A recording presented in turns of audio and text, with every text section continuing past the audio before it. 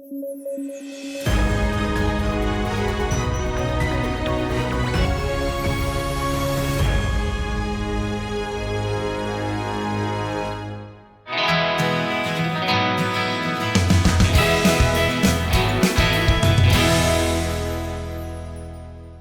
दोस्तों, मैं शिल्पी news at 9 में आप सबका स्वागत करती हूं।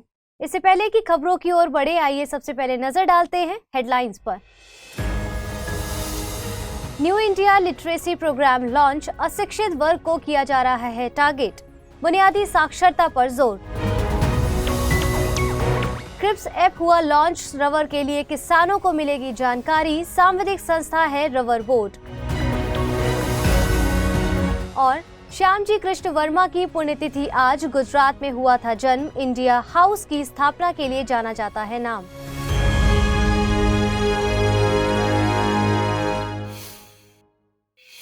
इससे पहले की खबरों की शुरुआत करें, आप सभी के लिए जरूरी सूचना। Study IQ IAS Hindi team Hindi माध्यम में तीसरा लाइव फाउंडेशन बैच लेकर आई है। 3 अप्रैल से शाम में 6 बजे इस बैच की शुरुआत हो रही है। इस कोर्स में छूट हासिल करने के लिए आप अमृत लाइव कोड का प्रयोग करें, जिससे कोर्स आपको केवल 18,999 रुपए में हासिल होगा। इस कोर्स में प्रतिदिन 2.5 से 3 घंटे की नियमित कक्षाओं के अलावा हस्तलिखित नोट्स, PDF और मुख्य परीक्षा हेतु उत्तर लेखन कार्यक्रम सहित अन्य बहुत से उपयोगी फीचर्स आपको प्राप्त हो सकेंगे। कोर्स की जानकारी डिस्क्रिप्शन बॉक्स में दिए लिंक को क्लिक कर प्राप्त कर सकते हैं। आइए खबरों की ओर बढ़ते हैं। केंद्र सरकार ने centrally sponsored scheme New India literacy programme launch किया है। 1000 करोड़ रुपए के आउटले के साथ ये योजना वित्तीय वर्ष 2022-23 से 2026-27 के दौरान लागू की जाएगी। योजना में 15 साल से ऊपर के आयु वर्ग वाले 5 करोड़ लोगों को टारगेट किया गया है। योजना के तहत लाभार्थियों की पहचान डोर टू डोर सर्वे के जरिए की गई है। योजना को नई शिक्षा नीति के प्रावधानों के तहत लॉन्च किया गया है। योजना में 5 प्रमुख कंपोनेंट यानी तत्वों को शामिल किया गया है। इसमें आधारभूत साक्षरता और संख्या ज्ञान, महत्वपूर्ण जीवन कौशल और बुनियादी शिक्षा, व्यावसायिक कौशल और सतत शिक्षा इत्यादि शामिल है। योजना को शिक्षा मंत्रालय के स्कूल शिक्षा और साक्षरता विभाग के द्वारा लागू किया जाएगा। जनगणना 2011 के मुताबिक 7 साल से ज्यादा उम्र का कोई भी व्यक्ति जो किसी एक भाषा में पढ़ने लिखने में सक्षम है, उसे साक्षर माना जाता है। रबर बोर्ड ने मोबाइल ऐप क्रिस्प लॉन्च किया है। क्रिस्प पे मतलब होता है comprehensive rubber information system platform.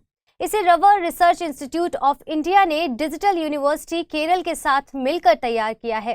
App के जरिए किसानों को उत्पादन और उत्पादकता बढ़ाने के उपाय, उत्पादन की लागत में कमी, मिट्टी की उत्पादकता बनाए रखना और बीमारियों पर नियंत्रण के संबंध में उपायों को लेकर सिफारिश की जाएगी।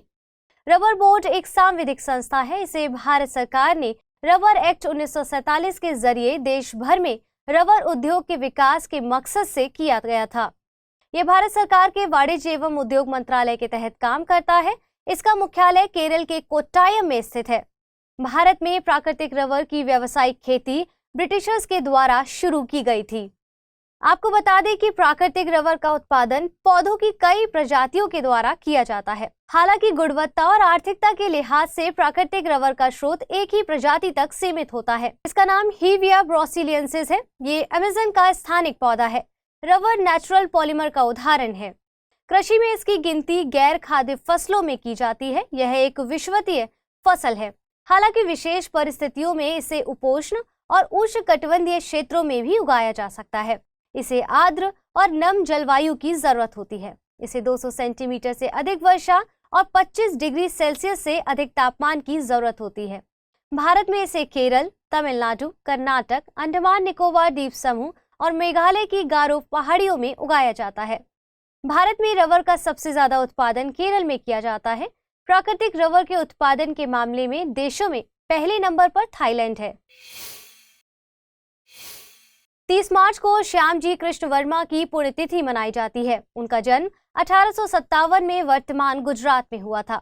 वे समर्पित राष्ट्रवादी और साहसी व्यक्तित्व के स्वामी थे। वे अन्याय व औपनिवेशिक शासन के विरुद्ध भारत के स्वतंत्रता संग्राम में अग्रणी रहे थे। वे ऑक्सफोर्ड यूनिवर्सिटी में संस्कृत पढ़ाने के लिए गए थे। उन्होंने लंदन में इंडियन होम रूल सोसाइटी की स्थापना की, जिसे इंडिया हाउस के नाम से भी जाना जाता था।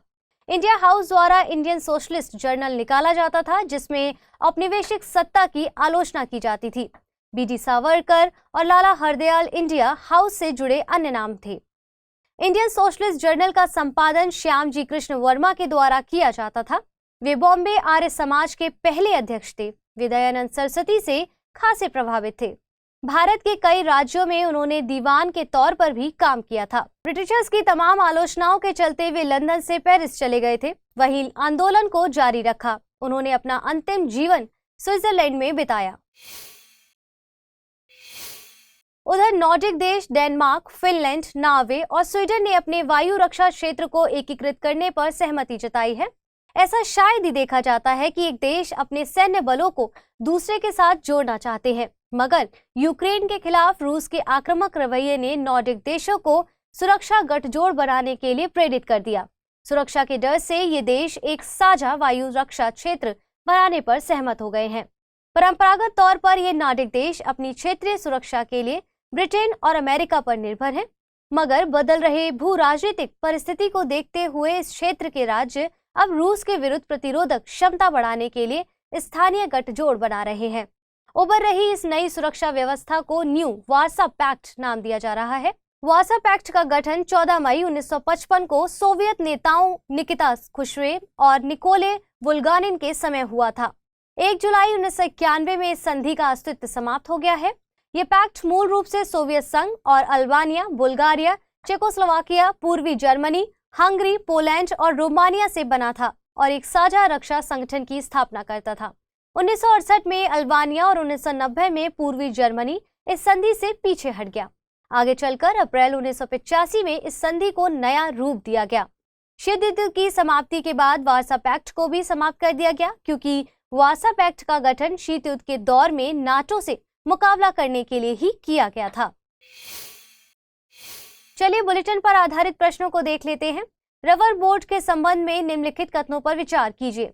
रबर बोर्ड एक सांविधिक संस्था है। यह कृषि मंत्रालय के तहत काम करता है। रबर बोर्ड का मुख्यालय तिरुवनंतपुरम है। उपयुक्त में से सही कथन चुनिए। केवल एक, केवल दो और तीन, केवल एक और तीन, एक, दो और तीन। दूसरा प्रश्न है आज का, इंडियन सोशलिस्ट जर्नल के संपादन के लिए निम्नलिखित में से किसे जाना जाता है? ईश्वर चंद्र विद्यासागर, श्याम जी कृष्ण वर्मा, दादा भाई नेरोजी, लाला लाजपत राय। आइए पिछले बुलेटिन पर आधारित प्रश्नों को देख लेते हैं। एम.के. रंजीत सिंह समिति संबंधित है चीता रीइंट्रोडक्शन प्लान से, केन बेतवा लिंक प्रोजेक्ट से, वक्सवा आंदोलन से या फिर नर्मदा बचाओ आंदोलन से? सही जवाब है विकल्प ए, यानी चीता रीइंट्रोडक्शन प्लान से। दूसरा प्रश्न था, निम्नलिखित कथनों पर विचार कीजिए। समिट फॉर डेमोक्रेसी का आयोजन ब्रिटेन द्वारा किया जा रहा है। लोकतंत्र सामूहिक निर्णय निर्धारण की एक पद्धति है। उपयुक्त में से सही कथन या कथनों का चुनाव कीजिए। केवल एक, केवल दो, एक और दो दोनों, ना तो एक ना ही दो। सही जवाब है विकल्प बी, समिट फॉर डेमोक्रेसी का आयोजन यूएसए के द्वारा किया जा रहा है।